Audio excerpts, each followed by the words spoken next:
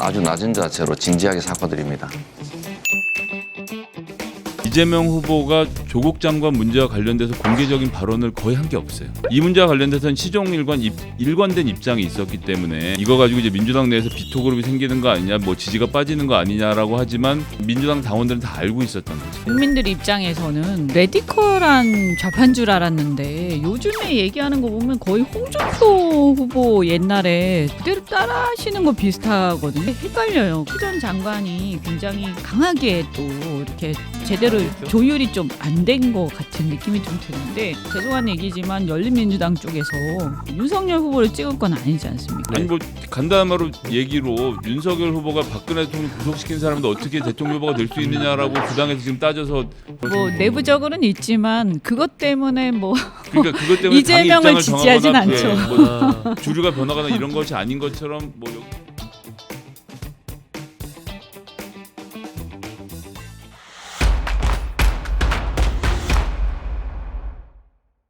이재명 더불어민주당 대선 후보의 최근 변화가 아주 여러 측면에서 도드라집니다. 정책에 있어서의 변화, 또 조국 전 장관 사태 등에 대한 사과, 굉장히 이제 감성적인 접근법, 이런 것들이 좀 눈에 띄는데, 문재인 정부와의 어떤 차별화를 본격화하는 것 아니냐, 이런 전망도 지금 나오는 것 같습니다. 이재명 후보의 최근 행보에 대한 평가, 이현주 전 의원, 김성애 열린민주당 대변인과 얘기 나누겠습니다. 김 대변인께 먼저 좀 여쭤볼게요. 요새 보면 어쨌든 이재명 후보가 민주당의 이재명이 아니라 이재명의 민주당을 만들겠다라고 선언한 이후에 뭐 입법도 굉장히 빠르게 지금 진행되는 흐름이 보이고, 정책에서도 부동산 정책 등에서의 변화 이런 걸 표방을 했고, 또 조국 전 장관과 관련해서 그 부분에 대해서 뭐 지금 몇 차례 사과를 했죠. 이런 흐름들 보이면서 어쨌든 뭐 문재인 정부의 기존에 흘러왔던 흐름과는 좀 다른 이른바 좀 차별화를 좀 더 본격화하는 거 아니냐, 이런 분석도 나오는데 전체적으로 어떻게 보세요? 이명박 대통령에서 박근혜 대통령으로 넘어갈 때 보면 이명박 대통령 때의 정권 교체를 원하는 여론조사의 비율이 한 60% 됐습니다. 네. 근데 이제 박근혜라는 후보로 바뀌는 것이 정권 교체라고 사람들이 생각하게 된 거 아닙니까? 네. 뭐 이재명 후보도 당연하다고 생각합니다. 그리고 이재명 후보는 문재인 대통령의 어떤 특정한 도움을 받고 이 자리까지 올라온 사람이 아니에요. 첫 번째로. 네. 그리고 두 번째로는 그 소위 말하는 조국 장관 청문회부터 불거졌던 윤석열 이 검찰총장과의 갈등이 국면에서 이분이 경기도지사를 하고 있었죠. 네. 그래서 한 발 비껴 있었습니다. 그리고 지금까지 쭉 보면 이재명 후보가 조국 장관 문제와 관련돼서 공개적인 발언을 거의 한 게 없어요. 그러니까 거꾸로 얘기하면 조국 그때도 안 장관, 했었나요? 그때도 이 문제와 관련돼서는 크게 발언한 게 막 없어요. 지지층들이 입장을 표명하라고 막 했었죠, 오히려. 예, 아. 그랬는데 이제 그 얘기는 실명했죠. 거꾸로 하면 이재명이라는 사람이 지금까지의 대중적 지지를 얻어오는 과정에서 그런 소위 말하는 이제 조국 장관과 관련된 문제에 대해서 민감하게 반응하는 지지층의 지지를 바탕으로 여기까지 올라온 게 아니거든요. 그래서 왜 사과를 하느냐 이렇게 물어보는데 거꾸로 말하면 지금까지의 입장에서 크게 달라진 것이 없고 네. 처음으로 입을 열었을 뿐인 거고, 참 사실 처음도 아니에요. 이전에 송영길 대표가 조국 장관 문제와 관련된 사과를 했을 때도 그 다음날 당연히 이재명 후보한테 가서 물어봤거든요. 나도 송영길 후보와 같은 생각이다. 그때 크게 보도되지 않았지만 이 문제와 관련돼서는 일관된 입장이 있었기 때문에 네. 뭐 이거 가지고 이제 민주당 내에서 비토그룹이 생기는 거 아니냐, 뭐 지지가 빠지는 거 아니냐라고 하지만 그런 줄은 민주당 당원들은 다 알고 있었던 거죠. 이재명 후보가 원래 그런 어느 정도 그런 그렇죠. 스탠스였다라는 것을. 말을 하고 있지 않다, 돕지도 않고 배척하지도 않고 있다가 이제 와서 송영길 대표 얘기할 때 사과하고 지금 와서 사과하는 모습은 그냥 이 흐름에서 볼 땐 자연스러운 거였다는 것이고요. 마찬가지로 문재인 정부의 부동산 문제에서도 그렇습니다. 이 경기도지사로 한 발 비껴 있었죠. 서울시장도 아니고, 그렇다고 경기도에서 공급을 막았던 당사자도 아니고, 그래서 부동산 문제에 대해서도 오히려 입법을 주도했던 의원들에 비해서는 말할 수 있는 폭이 훨씬 넓은 상태인 거죠. 그리고 이제 박정희 대통령에 대한 긍정적인 평가를 포함해서 개발에 대한 이야기도 막 꺼내고 있는데, 이건 또 민주당의 흐름이 있는데요. 지난 10년 동안에 쭉 보면 최근에 들어서도 어떻게 되냐면, 이게 지금 한 3, 4년 전만 해도 민주당이 공급을 늘리겠다는 얘기를 했으면 지지자들 내지는 시민단체로부터 격렬한 반대에 부딪혔을 텐데 지금 공급 느린다는 것 같고 현실적이지 않다는 비판은 받을지언정 공급을 느리는지 하는 것 자체에 대해서 민주당 내 비판이 있는 건 아니거든요. 네. 예, 그 외에 이 토목에 관련돼서 마찬가지로 SOC가 이제 죄악시되던 문화가 있지 않았습니까? 문재인 정부 초반에도 그랬고. 네. 근데 이런 것도 다 풀린 거예요. 게다가 지금 코로나 때문에 경기가 어려워.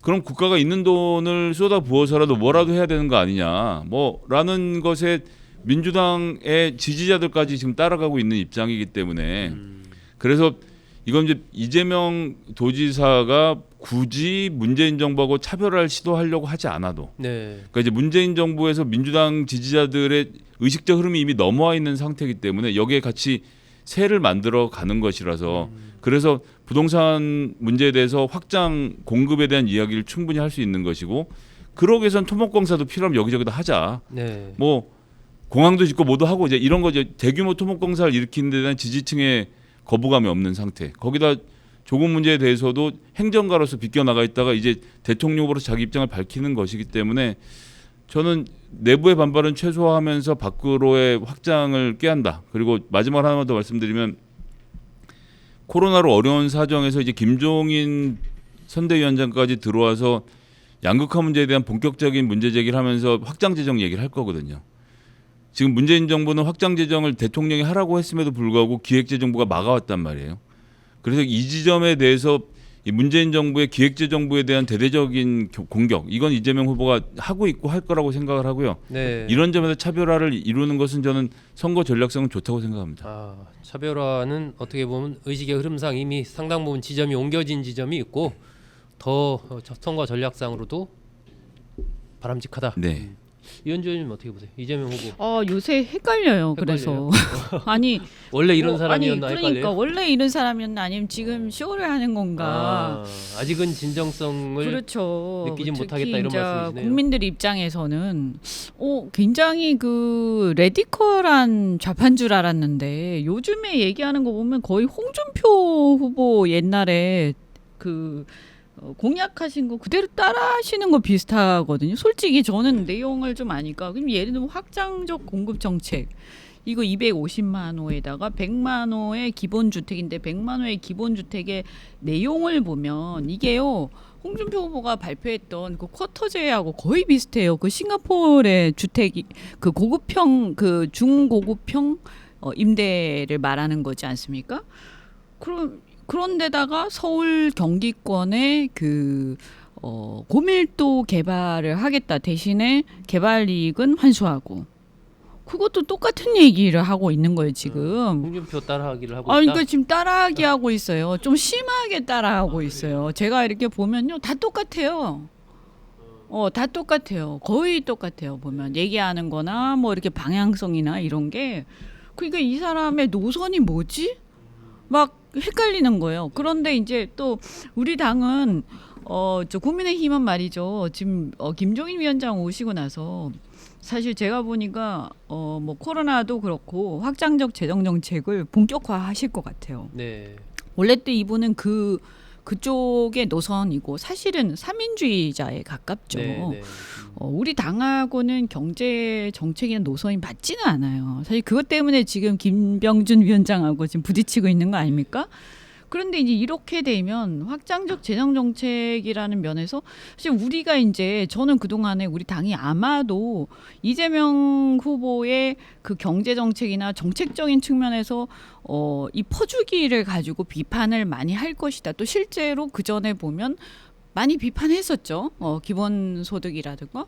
근데 확장적 재정 정책을 우리가 들고 나와버리면 비판을 하기가 모해지는 거예요. 그러면 이제 서로 경쟁적으로 확장적 재정 정책을 가지고 얘기를 하게 되고 여기서 이제 저는 좀 궁금한 게 뭐냐면 그러면 이게 재원이 어디서 나오냐. 결국에는 증세는 아니더라도 최소한 이런 식이면 감세는 좀 어렵지 않겠냐. 현재 세수를 유지할 수밖에 없다.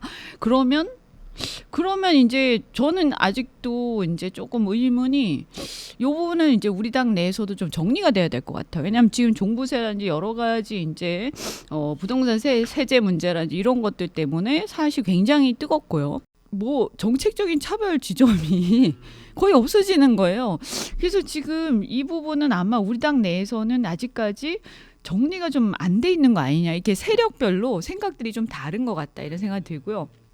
여하튼 이 부분이 그래서 지금 아직까지는 이게 각을 세워가지고 논쟁이 벌어지기에는 당내 한 정리가 안 예, 되니까. 제가 볼 때 한 1월 달 정도 가야 우리 당 입장이 정리가 되고 그러면서 본격적인 논쟁이 벌어질 것 같아. 그런데 이런 면에서 보면 지금 상대적으로 이재명 후보 쪽은 그런 부분에서 굉장히 빨리 정리가 돼서 치고 나오는 편이죠. 이 조국 전 장관 부분에 대해서 이재명 후보의 사과 이 부분에 대해서는 어떻게 평가를 하세요?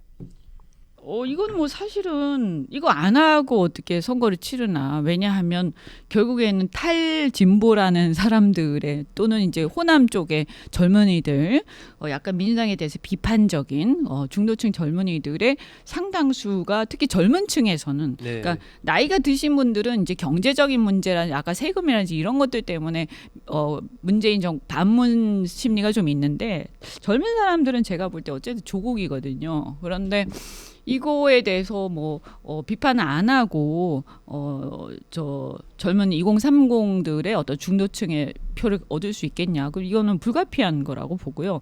근데 어쨌든 생각보다 추 전 장관이 굉장히 강하게 또 이렇게 제대로 했죠. 조율이 좀 안 된 것 같은 느낌이 좀 드는데 이거는 근데 사실은 그렇다고 뭐 죄송한 얘기지만 열린민주당 쪽에서 뭐 윤석열 후보를 찍을 건 아니지 않습니까? 지지할 건 아니잖아요. 그래서 제가 볼 때는 그냥 감수하고 가시는 것 같아요. 이거는. 어떻게 생각하세요? 지금 열린민주당의 이재명 후보의 조국 전 장관 부분에 대한 논란을 바라보는 열린민주당의 뭐 입장이라고 할까요? 그런 부분. 예, 이제 오늘 저희 방송 오는 길에도 기자님한테 똑같은 질문을 이제 오면서 인터뷰 통화를 잠깐 했는데, 네.